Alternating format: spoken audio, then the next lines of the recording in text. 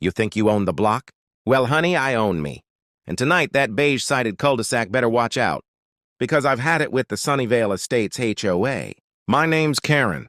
Yes, Karen with a capital K. And I talk like I mean business. I've had $150 fine slapped on me for the wrong shade of mulch, an unauthorized gnome, and even too many hydrangeas.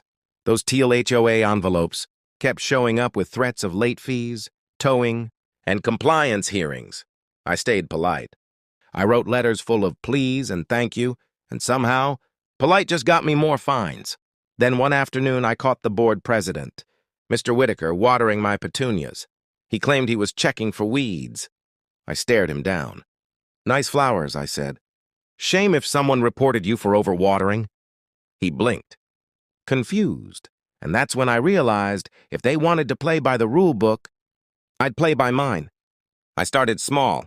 I filed official complaints about the peeling paint on the community clubhouse, the same building they ignored for 5 years. I reported the flickering street lamp that flashed like a cheap disco every night. I sent perfectly worded legal letters, requesting every architectural review filed in our neighborhood. I quoted state HOA statutes.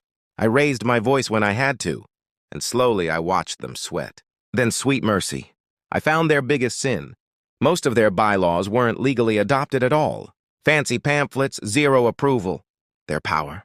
Just intimidation wrapped in times new. Roman, neighbors whispered about it at backyard. BBQs.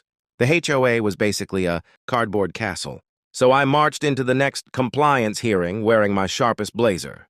I dropped a stack of documents on the table. Statute clauses.